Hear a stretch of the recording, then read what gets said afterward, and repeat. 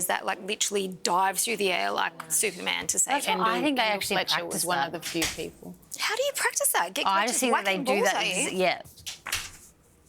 That Okay. wouldn't surprise me.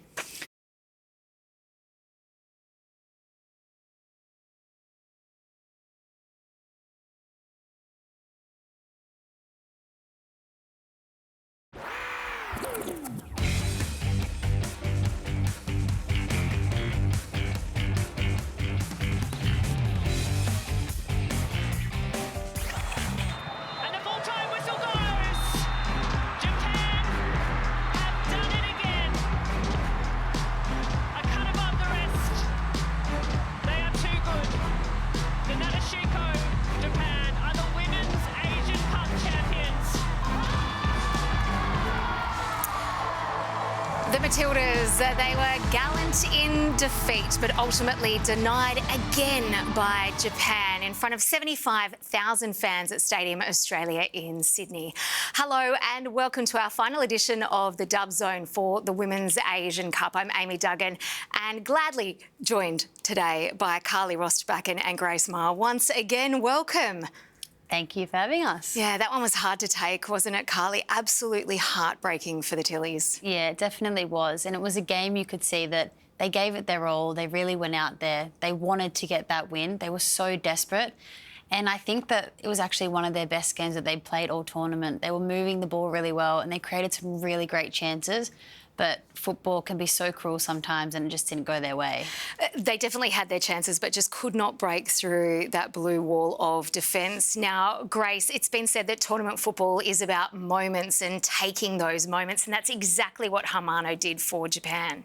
Yeah, it was a brilliant goal, worthy of a final, and I think that was what was the difference. Japan had a moment of being clinical and individual brilliance that sealed them the win, but my God, it took every player in that squad to hold on for them with the Matildas' sort of last-ditch efforts.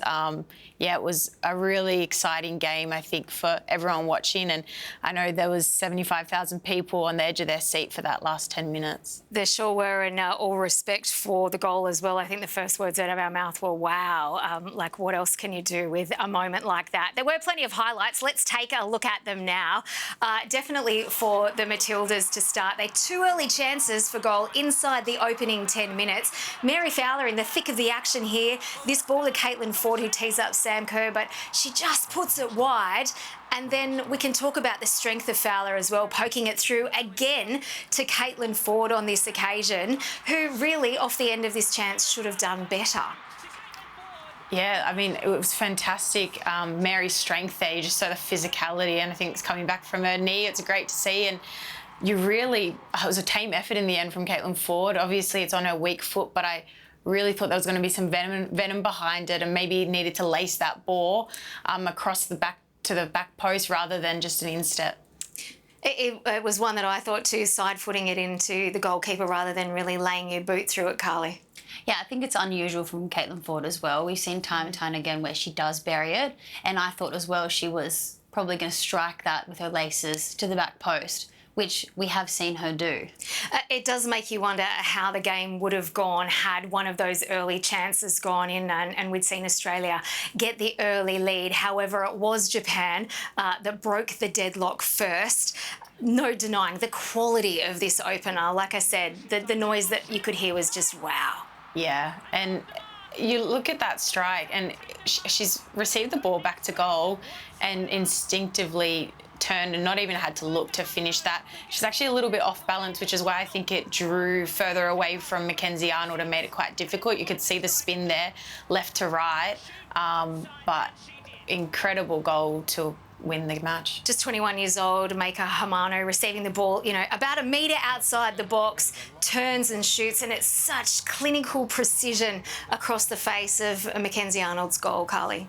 Yeah, and you can really see that her movement off the back of Alana Kennedy was quite outstanding. She just got on the blind side. She didn't even have to look where she was shooting as well. She just got it. She knew where she was and she hit that perfectly. And I think that's what Japan, they work on this, they train this, and they're so precise in what they do that if you give them an inch, they can make anything happen. Did we know this was in their locker, this shot from outside the box? I think so. I mean, for anyone that has watched Maika Hamano at her clubland, would probably say yes.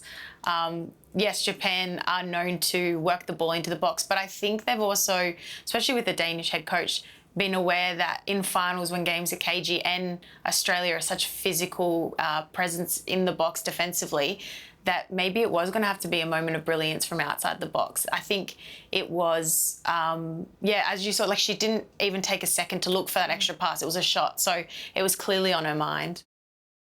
Well, moments later, the Matildas might have been down, but they were pressing again. Caitlin Ford wins the ball on the edge of Japan's penalty area. Sam Kerr collects the spoils, crosses to Katrina Gorry, who heads it wide of goal. Now, the fact that Minnie got a head on this is outstanding, but just not on target. And then, of course, again, Australia going after this equaliser. Ford receives a gift from the Japanese goalkeeper, Yamashita, but just can't finish in this one-on-one, and that's so out of character for her from that position.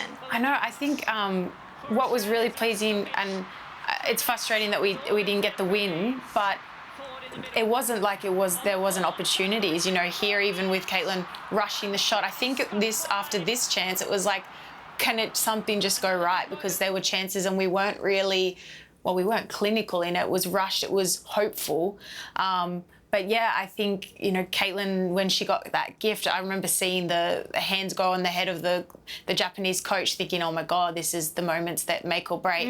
And then she's opted for the lace shot that's sort of come off her foot and gone out for a throw-in. So yeah, it's big moments, and she was really honest and disappointed with herself in these moments, but us going ahead would have completely changed the complexity of the game.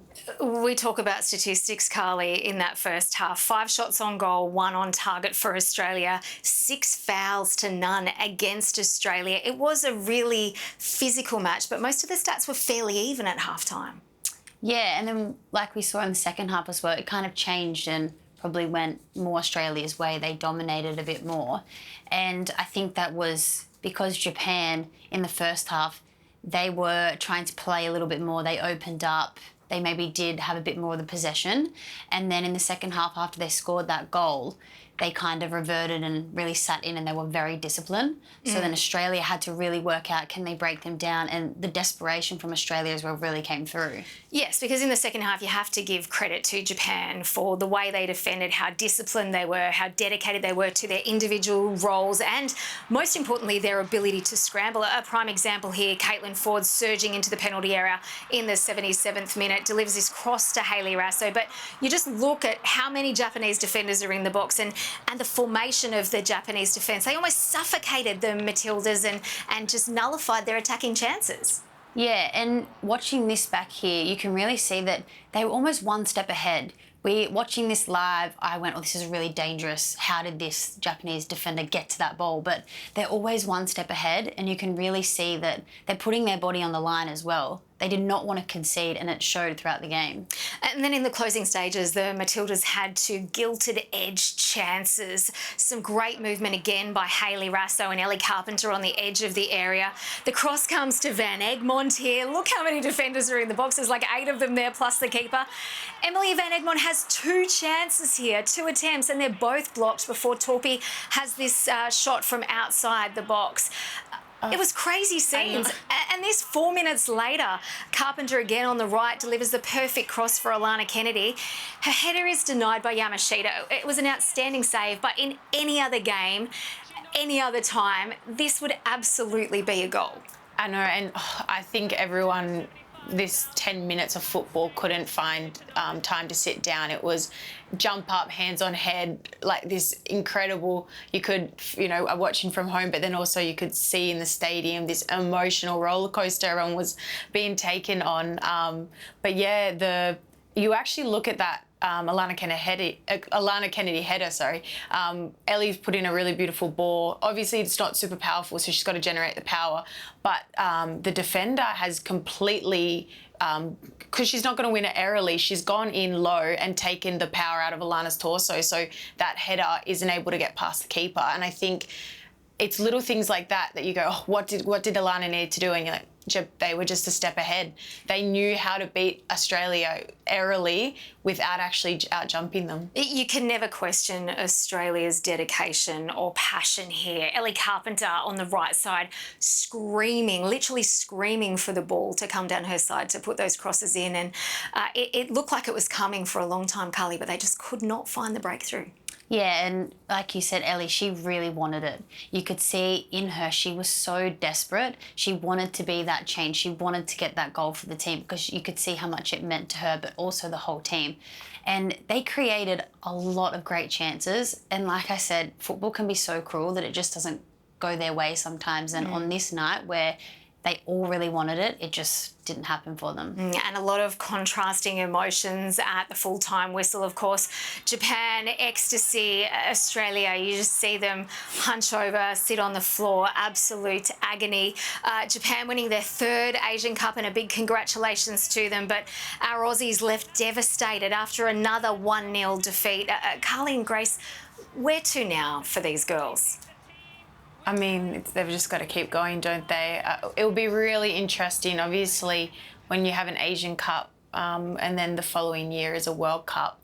It's a really tough sort of gig for a national team where, you know, where we needed and wanted that trophy here, but the World Cup is also a bigger tournament and we want to have success there. So are we looking at a mini rebuild? Are we keeping the same?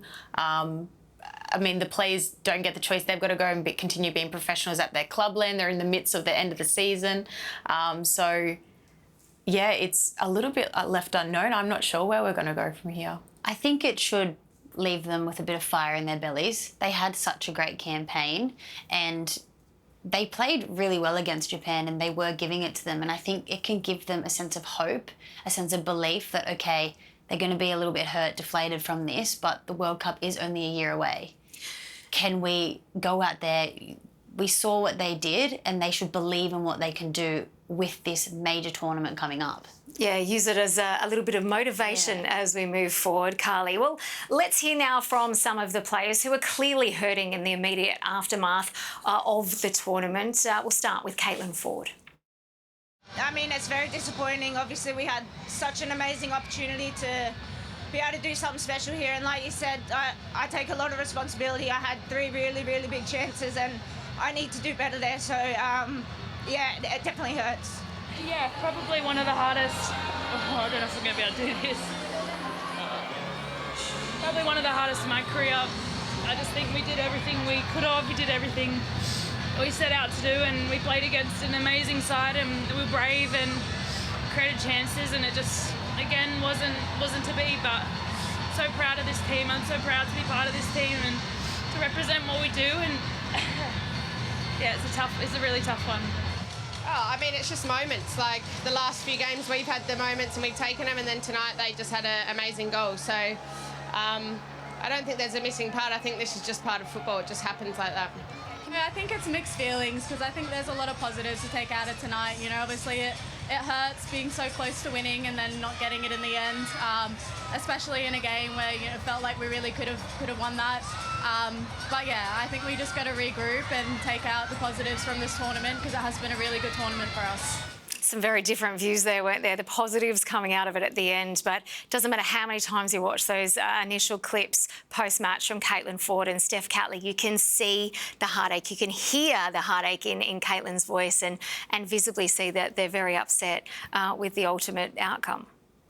Yeah, well, for a lot of them, they're thinking this is maybe it's their last chance, especially on home soil. It would really mean a lot to them in front of their friends, family, the whole nation backing them. So they get to a final, and Caitlin Ford, you have to feel for her a bit there because she's putting a lot of it on herself as well when she has those chances. There's plenty more to come, including an international window in April. We'll hear now from coach Joe Montemuro, who has a clear vision for the future. But for us to be a top team, we have to keep the ball and we have to be better with the ball. We have to be able to create situations with the ball. And yes, Dave, doing it against one of the top teams in the world in the way we did it, that gives me hope. That gives me belief. But more importantly, it gives the players belief. We've got to decide who we are, what we want to be and where we want to be in 10, 15 years' time. and stick to it. And stick to it. Where, you know, we're chopping and changing. We're chopping and changing and then this and that. We've either got to believe in an identity of who we want to be and where we want to go, and it has to start at youth levels, and we have to now just keep that consistency going. I think our biggest problem is sticking to a program, sticking to something and saying, this is what we believe is going to be us in the next 15, 20 years.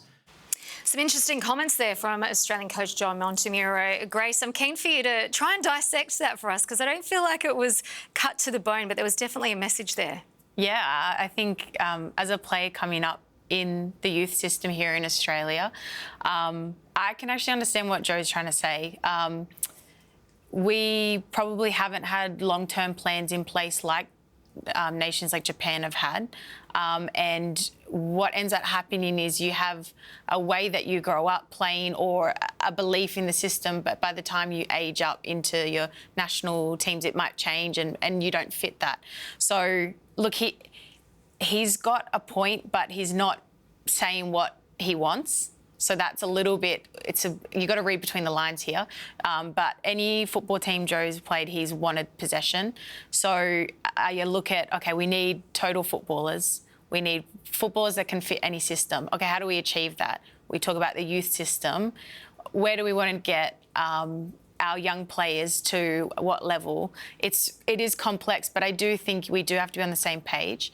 You look at Australia as a country, it's our physicality, our winning mentality. We're a sporting nation, not a footballing nation as such, but a sporting nation. That heart, the never say die attitude, okay, that's got to be continuous. But then also we need to look at coach education and player education from a younger age about football, and that proficiency all around your ability to control the ball, tactically aware, all of these things, so that when you're at a senior level, our players are more capable to do what our national team wants. A bit more adaptable and perhaps take some lessons from the Japanese side there. Thank you, Grace. On to the presentation. Where can you believe it? It was Alana Kennedy who was awarded the MVP of the Asian Cup tournament. 5 goals, including the crucial opener in the semi-final against China PR. Kennedy was a revelation in the holding midfield role where we didn't actually expect her to play from the beginning of this tournament. But a touch of class too from the Japanese here as the squad and the team's officials formed a guard of honour for the Tillies as they stepped onto the stage to receive their medals. You have to hand it to them. It's their 3rd Asian Cup title. They conceded just 1 goal in 6 wins in this tournament. It was against South Korea in the semi, and they are deservedly champions of Asia once again. Yeah, and they're a very respectable side as well. You know, they do show their respect to the Matildas there at the end, but you do have to give them a lot of the credit. They're a top nation. They're very hard to play against, and the Matildas knew that going into this game, that even into the tournament, that Japan are going to be very, you know, high contenders to win. But like Grace was saying, they've put a plan in place for many years, and they have this style of football that they're trying to play and develop over the youth age groups all the way up until their senior team. So it shows that when they're winning titles like this. Yeah, absolutely. And we can be super proud of our Matildas, trophy or no trophy. 75,000 fans packing into the stadium to see them and millions more watching on television. We still love you, Tillies, no trophy or no trophy. Time to change our focus now. And we're going to talk about the domestic league, the Ninja A-League, of course, as we recap all the action from round 20. A top-of-the-table clash between Melbourne City and Adelaide United. It goes flashing past the far post and off the crossbar. Neither side able to break the deadlock. What a ball that is. Piaflock! It's still Brook. None! Oh, it's fantastic! Phoenix from the ashes. Clips across it. It's an unmarked header and the opening goal for the Brisbane Roar. Now Brown puts a foot in. The Roar just refused to give up here. And it's a hat-trick for Daisy Brown. What a moment for the 19-year-old. Levin still streaming to space. She'll go for the long-range effort, and it requires a masterful save. And somehow saved away. Blows the whistle. It was a real battle. Pull forward for Gordon. A one-on-one with the keeper. Gordon! Nutmegs the keeper scores first at home for Canberra. What a statement in the capital. matters. At the moment, it matters most. Melbourne City down to 10, but in front. Well, that's how good they are. Melbourne City will have a double, will they? Yes, they do eventually. Here's a long-range strike. Oh, that's a way to get one back. But it's not going to matter in the end because Melbourne City are going to continue on their quest for a record equalling third consecutive Premier's play. Well, there you have it, all the action from across round 20. And Carly, we're going to start with you and Melbourne City's win over the Western Sydney Wanderers, not without drama, because you ended up 17 minutes into the game down to 10 players. Chinaza Inchendu getting sent off after this ruckus moment. What happened? To be honest, in the moment, I actually didn't see it. I had to watch it back to fully understand what had happened. But this is very unlike Chi. She's not this type of player or this type of person. So I thought something potentially provoked her, but I think she's just had a moment of weakness here and she's lashed out, and she is very remorseful for it. She apologised straight away. She reached out to a couple of these girls, Alana Cern, I know, because she just was feeling very terrible about it. So, yeah. Losing a cool, sending you down to 10 players, a straight red card. And despite, well, we also saw the action as she made her way off the field, clearly giving a message to whoever that was in the crowd. But despite being a player down, you went on to be 2-0 up at half-time. Yeah, we've been in this situation before, and you know, in the semi-final last year against Central Coast. So we kind of knew what we had to do with a lot of the players being in that game as well. And this is a class ball from Dan, great finish from Tish, and here this was, you know, excellent from Tish here to read this mistake and then for Briley to pounce on it as well. And we really needed this second goal just to give us that little bit of buffer. Letitia McKenna obviously scoring the first one, Briley Henry putting away the second, and then this moment from Talia Younis coming off a free kick that she asked Amy Chisari to take really quickly, and then to bury it from out there. That's classy, Grace. Yeah, I love Talia Younis as a player. I think she's a bright star of our future, and with technique and ability and that sort of that sixth sense, that awareness of a keeper potentially being a little bit higher off her line. I think, yeah, it was a great finish and a moment of brilliance that was needed to sort of spark something in the Wanderers, because they lost a lot of that belief, and it's hard at this stage of the season for them without finals. Carly, I did think Melbourne still looked like they had the upper hand for most of that match despite only having 10 players on the park. Yeah, going into the second half, especially the first 10, 15 minutes, I felt we were very in control of the game. It didn't feel like we had a player down, which, you know, I was a bit surprised about. But like I said, we've been in this situation before, so we knew what we kind of had to do. So we just stuck to our game plan. We fine-tweaked a few things at half-time, and we went out in the second half and we came away with the win. And those players out wide were definitely working harder than normal. You could see how spent you all were at the end of the match, especially after a midweek game. Yeah, absolutely. We had our wingers doing two roles essentially. We had them tracking the winger and then tucking inside. So they had a lot of running, as well as our midfielders. They were sliding from left to right, pressing their, three back that was driving in. And I actually went into 6 for the last 10 minutes of the game, and I was thinking, oh my God, how did these girls do this for almost 60, 70 minutes? Well, you did, and you got it done, and you've got the points, so well done, back on top of the ladder. Let's head to Leichhardt Oval now, where, well, it was Sydney that scored first, but it's the Wellington Phoenix that have come from behind against Sydney FC to secure second place on the ladder. 17-year-old striker Pia Vlok was the standout here. Again, what a great season she's having, scoring the equaliser in the 12th minute thanks to an assist from Brooke Nunn, but then she returned the favour in the second half. Grace, have a look at this switch of play here to Nunn, who beat Heather Hines at the near post. Wellington 3-1 winners on the night. Yeah, and deservingly so. I think Pia Vlok, what a revelation she's been this season, and she's just getting classier and classier. And I watched that game and really noticed a change in pace that she probably didn't have at the start of the season, and that aggression. And that ball, it was one of those balls, I think they're brilliant, because when you first come off your foot, you sort of think, where is she hitting that to? And then arriving back post was Brooke Nunn to bring it down brilliantly and finish near post. So, yeah, I think that was a little bit of brilliance. Her finish as well, opening the hips. She's just having the season of her life, and you know, she's now got national team call-ups, and yeah, what a season for her. What a season for Wellington now, a second on the ladder and still have the ability to steal the premiership plate from Carly's Melbourne City as the season moves on. But let's go to Spencer Park at Brisbane, because they snapped a 4-game losing streak in absolutely stunning fashion on Friday night.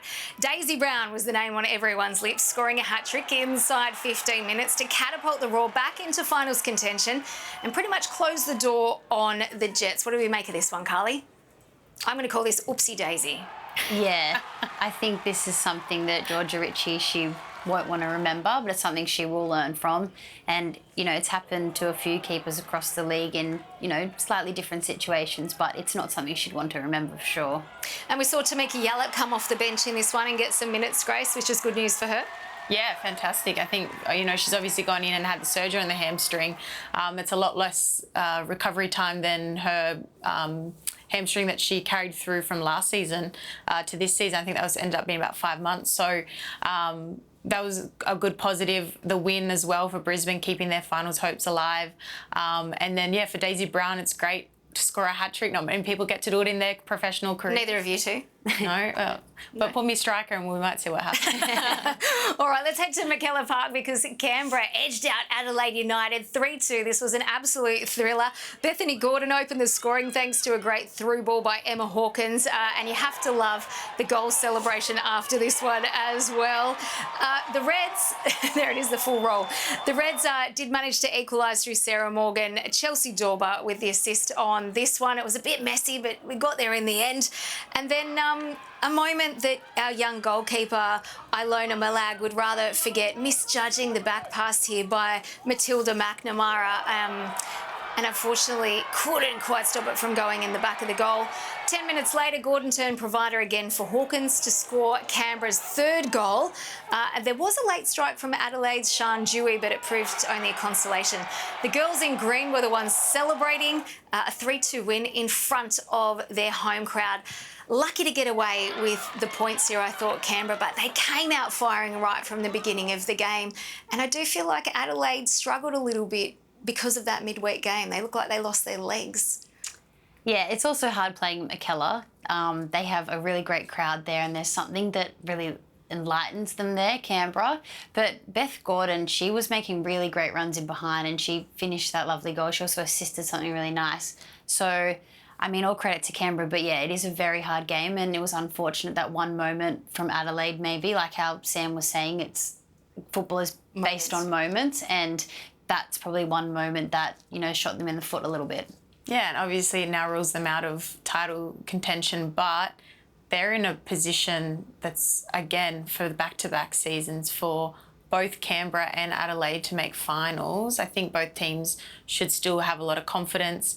It was a fiery game, and yeah, it was just down to moments, but look, now, you know, heading towards finals, they're going to refine what they need to, knowing that they probably might face each other in the coming weeks. Well, knowing that finals are fast approaching, let's take a look at the ladder. Cully, it is your Melbourne City side that sits on top with 37 points, just the one game to play for you. Wellington Phoenix chasing 17 played, a couple of games in hand and not that many points behind. Canberra United and Adelaide United on the same solitary points separating Wellington, Canberra and Adelaide. A further 5 points back, it's your team Gracie, Melbourne Victory, level with Brisbane Roar now on 25 points. Perth and the Mariners lurking 7th and 8th respectively. There is still plenty to play for, isn't there, down the line? Yes, absolutely. All we have to kind of focus on as a city is winning our last game, and then whatever happens is kind of out of our control. But then we look forward to finals and see, hopefully. And Melbourne's run home? Yeah, we've got our last two fixtures away, which is obviously the last game of the season will be in Perth away. I think that might be one of the matches of the round, given the context of the ladder. But yeah, for us, it's nothing less than 6 points and we can control our own destiny. Well, there is a midweek game to keep your eye out for, and then that will be the Mariners and Wellington at Gosford ahead of a full round of fixtures next weekend. Brisbane and Perth Friday night at Spencer Park. Adelaide taking on Newcastle on Saturday afternoon in Adelaide. The Big Blue between Sydney FC and Melbourne Victory also on Saturday at Leichhardt. Wellington head home to play the Wanderers on Sunday, and the Mariners close out the round against Canberra United. That will be an absolute cracker, won't it? We mentioned there is one player who has defied the odds from your team, Grace, and that is Rihanna Pollicina, coming back from a broken wrist. Let's take a look.